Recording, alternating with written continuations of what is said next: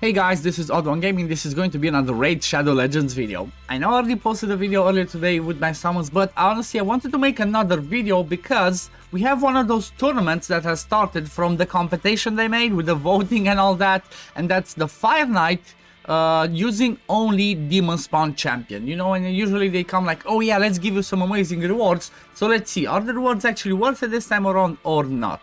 So if you jump in the Fire Knight, we see that we actually get in the milestones a Void Shard. We get ourselves some of the...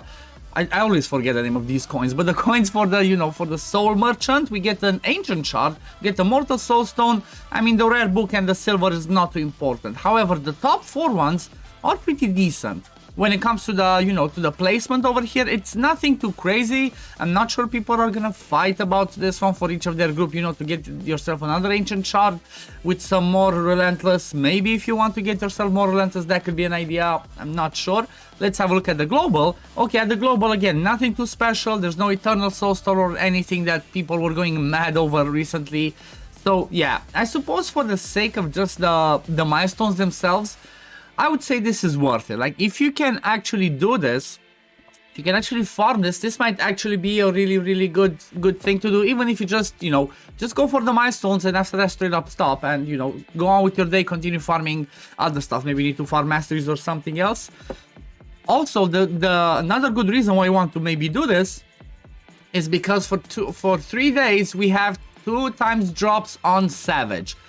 So basically the way that what I'm suggesting is just do till you hit your milestones with the Demonspawn, and after that if you want Savage, just go to 25. Like, I think that's what I'm gonna be doing. If I'm gonna farm a little bit more of Savage, I'm just gonna do my all Demonspawn team on stage 20, because for the sake of getting tournament or event points, stages 20 are the most efficient ones for the sake of points. So, you know, energy spent per points received, stage 20 will always be the best one. And since it's a little bit funky, you know, with the demon spawns only, this might be the place that you want to go. For example, this is the team that I'm using. Like, you know, I first started off and I had my Duchess in there, and I'm like, yeah, this maybe might not be too relatable, so I was like, you know what, let me try and dim it down as much as I can. And honestly, unless you don't have a load, this one cannot be, you know, any more free to play friendly. Helica was a fusion this year. Dur the Hungerer is basically just for the sake of backup in there, and he's a level 50. Magnar is, you know, an epic that you can pull as a nuker. Obviously, Allure is the, you know, the god tier of god tiers, but you know what? Maybe you have 2 Allures. You might use 2 Allures in here. And then I actually brought a level 40 Gorlos Helma for the sake of decreased defense to just make this a little bit faster. I didn't perfectly optimize my build on my champions. I just looked at whatever they had and I just put them in there. The only one that I put a little bit of gear on was Gorlos, so that I make sure, let me move myself out of the way a bit, just put Gorlos in some gear so that he will always go before the Magnar nukes, because obviously you want that decreased defense to land there, so when Magnar nukes, you know, he gets close to killing, if not actually killing everyone. Then obviously Helica is gonna bring you the protection with the block damage. He's gonna bring you the shields on his A2. Magnar the nukes.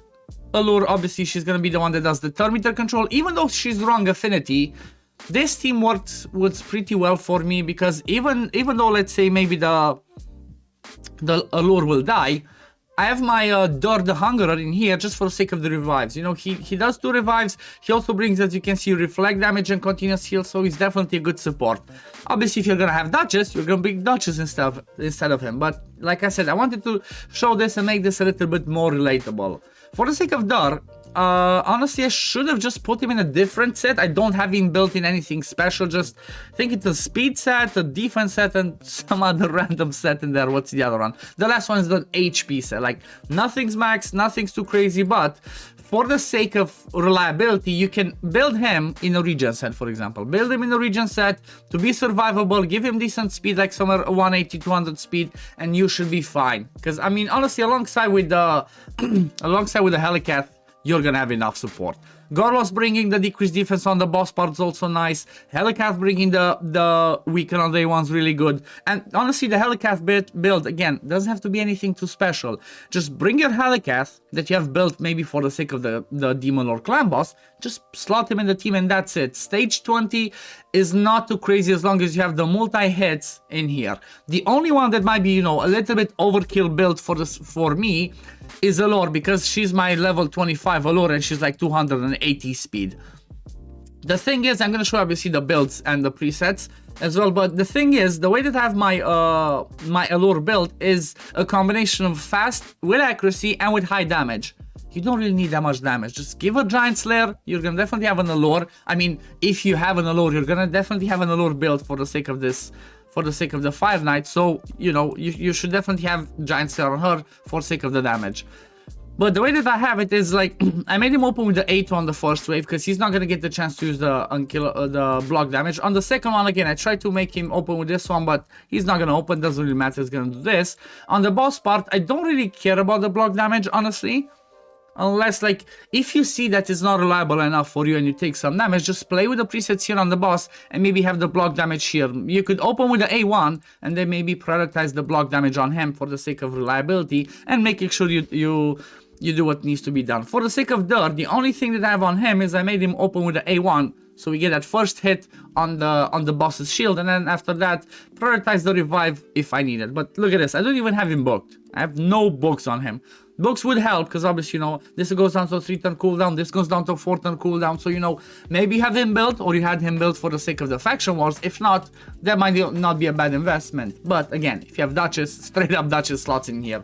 Then Allure, the way that I have Allure is I let her do whatever she wants on the waves. On the boss part, I only locked her A3. Because this one's a single target hit, she likes to prioritize this skill when the turn meter of the boss is a bit lower. I only want her to do mostly the A1s. I have the A2 in here. I could even lock the A2 because honestly I don't really care about this one. It's a double hit. I care about the triple hits to take down the turn meter and to you know, get as many hits on the shield so we take it down as possible. For the sake of Magnar, I made him prioritize the A2, sorry, because it's a double hit and obviously smacks pretty hard. For the sake of the waves, again, same thing, made him prioritize just the slam. And then for the sake of Gorlos, I make him open with the decreased defense, then do not use it, just in case, you know. Then on the second wave, I do the same, make him open with this one, and then after that, he can keep using it. And then when we get to the boss part, I make him open with the A1, because it's a double hit, again. So, you know, trying to get as many of those hits in there so that when Allure gets her second turn, already getting to the turn meter control part. And one extra thing that I did is I actually locked the A3 of Gorlos Helma here, because I don't want that HP burn necessarily to land in there. The whole idea of this team is I'm trying to not let the Fire Knight take a turn, so by having the HP burn in there, it's maybe it's never gonna tick, and it also influences the damage that Magnar does, because if there's burn out there, he's gonna try to stun, you cannot stun the boss, so that doesn't help. So that's why I straight up lock this one, just let him do the A2 and the A1. Let's have a quick look at the builds, because like I said, nothing too crazy, nothing too special. Helicath, random speed, some damage in there, some accuracy to end his stuff, you know, it's not insanity, it's not the fast speed that I need for the clan boss because I'm not using him, and obviously just standard, standard PvE masteries with the War Master and the support tree. Gorlos Helma, no Gorlos, the Hungerer, no masteries, no books, random pieces of gear, like I said, just a random ring in here, some, I don't even know what this one is, like, I didn't even know what gear, I just had some random gear, I put some stuff on him, and it is what it is. He's a bit slow, and maybe not the tankiest, like I said, you can build him specifically for this, a bit tankier. He has overkill on resist, you don't really care about this, just want him to be the one that stays alive. Okay, this is why I have high resist.